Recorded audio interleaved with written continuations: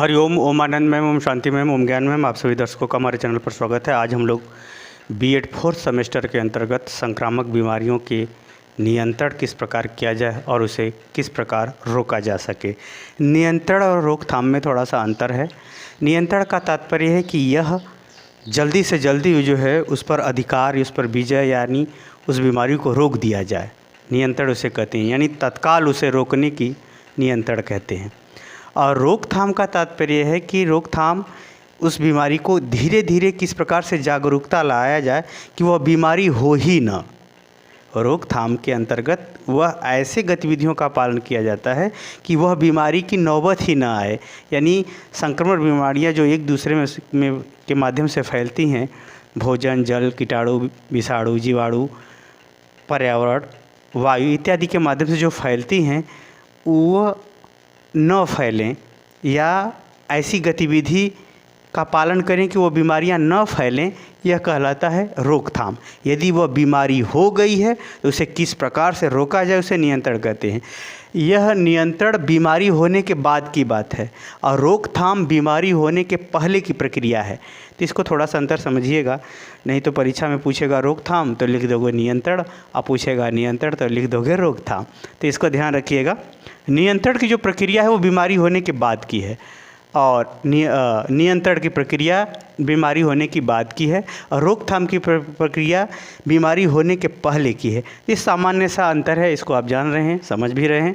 तो चलते हैं, पहला देखते हैं अगर संक्रामक बीमारियां हो गई तो इस पर किस प्रकार नियंत्रण किया जाए। पहला, जल्दी से जल्दी उसका उपचार कराया जाए, यथाशीघ्र उसे चिकित्सा में पहुंचाया जाए। जैसी वो संक्रामक बीमारियां हो उस प्रकार का चिकित्सा सुविधा उसे उपलब्ध कराया जाना चाहिए, चिकित्सा। दूसरा है, अगर ऐसी बीमारियां बहुत ज़्यादा फैल रही हैं गांव में, या वर्षा के गंदगी के कारण से, या वर्षा के कारण से, नदी फसलों के सड़ने के कारण से अगर ऐसी बीमारियां फैल रही हैं तो सरकार को तुरंत 24 घंटे के अंदर सूचना दें, सामुदायिक स्वास्थ्य केंद्र पर सूचना दें, क्योंकि ये सब बीमारियां प्राइवेट उपकार करने नहीं जाएगा, प्राइवेट हॉस्पिटल। इसमें जितनी भी बीमारियाँ इसमें सरकार के अंतर्गत, ये सब ज़्यादा देख रेख के अंतर्गत आता है। तो सरकार को तुरंत सूचना देनी चाहिए ताकि उस क्षेत्र को जो है, उस क्षेत्र में जो बीमारियां फैली उसे नियंत्रित किया जा सके। अगला है सावधानी। जब किसी को संक्रामक अगर बीमारी हो गई है, कोई भी हो चुकी है, तो उसमें उसके देख रेख में सावधानी, उसके उपचार में सावधानी रखनी होगी, तब वह बीमारी नियंत्रण में आएगी। सावधानी भी रखनी। अगला है निगरानी। निगरानी का तात्पर्य है कि देख रेख मतलब वो जो बीमारी, जो संक्रमण बीमारी है, उसका देख रेख किस प्रकार समय समय से होना चाहिए। समय समय से दवा, समय समय से खान पान, रहन सहन, उसकी साफ़ सफाई इत्यादि को निगरानी रखना पड़ता है। दवाओं का निगरानी रखना पड़ता है, उसके साफ़ सफाई, उसके सुरक्षा और अन्य लोगों के पास न फैले, इन गतिविधियों का भी इसमें क्या होता है, यानी निगरानी करते हुए उसका चिकित्सा व्यवस्था कराया जाना चाहिए, तब उस बीमारियों पर नियंत्रण होता है। अगला है विसंक्रमण। विसंक्रमण का तात्पर्य है कि संक्रमण को रोकने के लिए एक उपाय है। जो रोगी है, जिसको संक्रामक बीमारी हो गई, उससे वो जो भी चीज़ें वस्तुएं यूज किया है, कपड़ा, भोजन, या जो स्थान पे रहा है, उससे संबंधित जो वस्तुएं हैं उसको नष्ट कर देना। जब उसे आप नष्ट कर देंगे तो वह वायु के माध्यम से या अन्य माध्यमों से जो बीमारी फैलने की जो गतिविधियां वो रुक जाती हैं।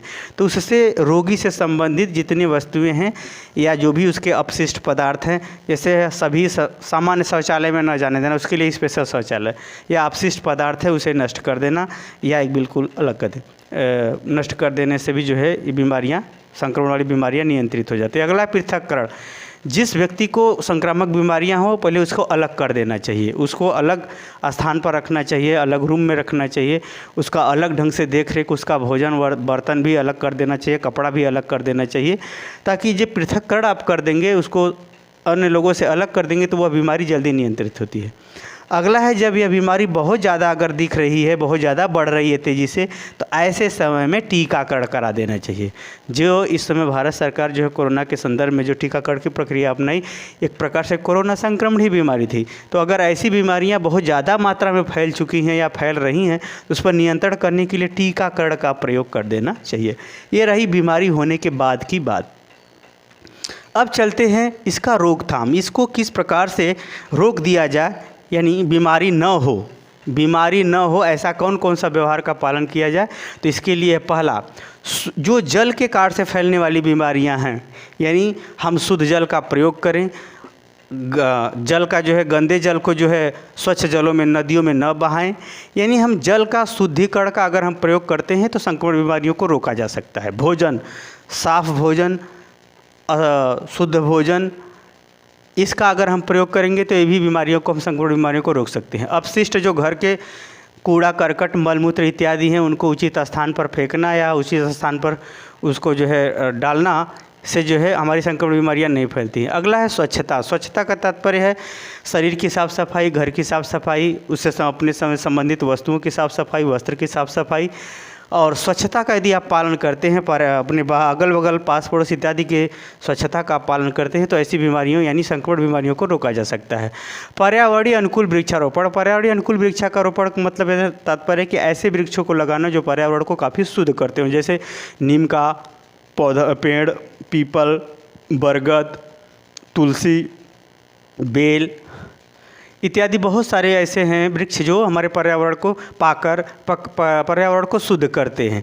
तो जो पर्यावरण को शुद्ध करने वाले ये हैं या पर्यावरण के गलत कीटाणु विषाणुओं को मारने वाले हैं, ऐसे वृक्षों को बढ़ावा देना चाहिए ताकि जो है पर्यावरणीय या वायु के माध्यम से फैलने वाली बीमारियों पर को रोका जा सके। अगला है परीक्षण। समय समय पर व्यक्ति को परीक्षण कराया जाना, परीक्षण यानी अपने शरीर का टेस्ट कराता रहे तो संक्रमण बीमारियों को रोका जा सकता है। और संक्रमण बीमारियों को रोकने के लिए महत्वपूर्ण और सबसे सामान्य हथियार है या औजार कह लीजिए, वो शिक्षा है। संक्रमण बीमारियों के संबंध में ये मौसमों के अकॉर्डिंग या विभिन्न क्षेत्रों में जो होने वाली बीमारियां हैं उसके संदर्भ में जानकारियां सिलेबस के अंदर, पाठ्यक्रम के अंतर्गत देना चाहिए, या टीवी के माध्यम से या प्रचार प्रसार या अखबार के माध्यम से जानकारी उपलब्ध करानी चाहिए या शिक्षा में शामिल कर देनी चाहिए, तो ऐसी बीमारियों को रोका जा सकता है। अगला है प्रतिरक्षा। प्रतिरक्षा का यहाँ तात्पर्य है कि जैसे कुछ बीमारियाँ होती हैं तो इसको कौन सा चीज़ का हम सेवन करें तो वो बीमारी नहीं होगी, कैसा हम व्यायाम करें कि वो बीमारी नहीं होगी। तो उससे प्रतिरक्षा से संबंधित गतिविधियाँ, व्यवहार, भोजन या फिर प्राणायाम, अभ्यास इत्यादि बातों को भी सिखाया जाना चाहिए ताकि वह बीमारी उस क्षेत्र में न हो। अगला है प्रचार प्रसार। इलेक्ट्रॉनिक मीडिया के माध्यम से, मोबाइल, टीवी जो भी है, फेसबुक, व्हाट्सएप इत्यादि के माध्यम से संक्रमण बीमारियों के लक्षण संबंधी, उनके बचाव संबंधी, उनके सुरक्षा संबंधी बातों को प्रचार प्रसार के माध्यम से अगर बताया जाए तो इन सब बीमारियों, संक्रमण बीमारियों पर रोक लगाया जा सकता है या रोका जा सकता है। अगला है राष्ट्रीय कार्यक्रम। जैसे एड्स के संदर्भ में राष्ट्रीय कार्यक्रम आयोजित किए जाते हैं, उसी तरह से टीबी के संदर्भ में राष्ट्रीय कार्यक्रम चलाया जाना चाहिए, एड्स के संदर्भ में राष्ट्रीय कार्यक्रम चलाया जाना चाहिए। जैसे ये चलाया जाता है उसी तरह से संक्रमण बीमारियों से संबंधित राष्ट्रीय कार्यक्रम भी चलाया जाना चाहिए ताकि जो है संक्रमण बीमारियों को व्यापक स्तर पर उसको मूल से समाप्त किया जा सके। तो इस प्रकार से अगर हम देखें तो जो है नियंत्रण और रोकथाम, नियंत्रण तो बीमारी होने के बाद की कंडीशन है और रोकथाम एक सतर्कता के माध्यम से बीमारी होने के पहले की कंडीशन है। आप दोनों को समझ गए होंगे कि नियंत्रण क्या होता है और रोकथाम क्या होता है। इन दोनों गतिविधियों के अंतर्गत आपको कौन सा व्यवहार अपनाना है, किस प्रकार अपनाना है ताकि आप स्वस्थ और सुखी रह सकें और संक्रमण बीमारियों से अपनी रक्षा कर सकें, पूरे समाज की रक्षा कर सकें। मुझे उम्मीद है कि मेरे द्वारा दिया गया व्याख्यान आप समझ गए होंगे। समझ गए हैं तो कमेंट बॉक्स में ज़रूर बताइए।